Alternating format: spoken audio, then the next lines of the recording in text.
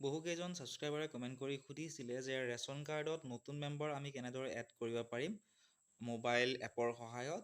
গতিকে মই তোমালোকক বুজাই দিবলৈ চেষ্টা কৰিম, ভিডিঅ'টি শেষলৈকে চাই থাকিবা। ইয়াৰ বাবে তোমালোকে মেৰা ৰেচন এপটো অ'পেন কৰি ল'ব লাগিব। অ'পেন কৰাৰ পিছত বেনিফিচিয়াৰ্ছ ইউজাৰত টিক মাৰ্ক দি আপোনালোকৰ আধাৰ কাৰ্ডখনৰ নাম্বাৰটো আপোনালোকে এণ্টাৰ কৰি তাৰপিছত কেপচা কোড যিটো আছে সেইটো আপোনালোকে দিব লাগিব। দিয়াৰ পিছত লগ ইন উইথ OTPত ক্লিক কৰিব।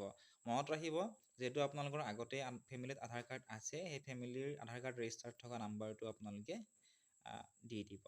দিয়াৰ পিছত সেই নাম্বাৰটোত এটা OTP আহিব, OTPটো আপোনালোকে এণ্টাৰ কৰিব লাগিব। OTPটো ধুনীয়াকৈ চাই আপোনালোকে এণ্টাৰ কৰি দিব। এণ্টাৰ কৰাৰ পিছত ভেৰিফাইত আপোনালোকে ক্লিক কৰি দিব।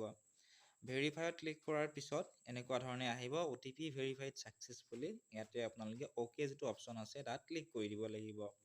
অ'কে ক্লিক কৰাৰ পিছত এমপিন ক্ৰিয়েট কৰিব লাগিব। ক্ৰিয়েট নাওত ক্লিক কৰিব। ক্ৰিয়েট নাওত ক্লিক কৰাৰ পিছত এটা আপোনালোকে এমপিন চিলেক্ট কৰিব লাগিব।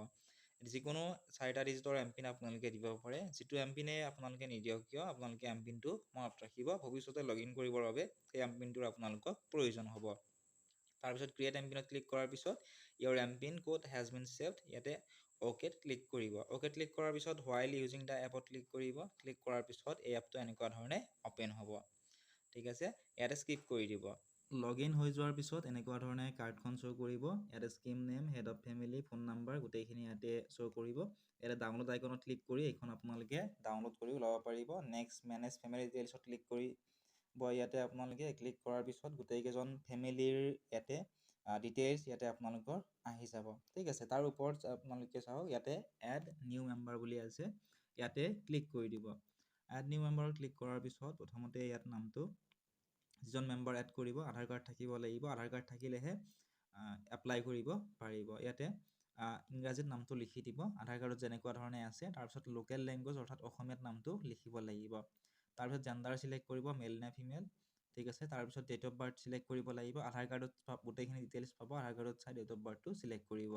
ডেট অফ বাৰ্থ চিলেক্ট কৰাৰ লগে লগে অট'মেটিকলি এজটো আহি যাব।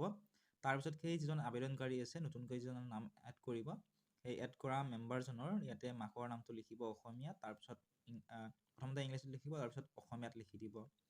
তাৰপিছত আকৌ দেউতাকৰ নামটো ইংৰাজীত লিখিব, তাৰপিছত অসমীয়াত লিখিব। মেৰিটেল ষ্টেটাছ লিখিব, ইয়াতে মই not married, never married লিখিলোঁ।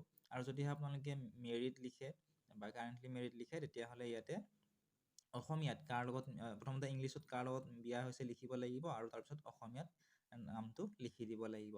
Nationality select কৰিব লাগিব, মই ইয়াত ইণ্ডিয়ান চিলেক্ট কৰি দেখুৱাইছোঁ। ঠিক আছে, যদি নন ৰেচিডেণ্ট ইণ্ডিয়ান চিলেক্ট কৰে বা আদাৰ চিলেক্ট কৰে কেনচেল হৈ যাব অট'মেটিকলি। ঠিক আছে, তাৰপিছত নাম্বাৰটো দিব, মোবাইল নাম্বাৰ, তাৰপিছত দিব লাগিব ইমেইল এড্ৰেছটো।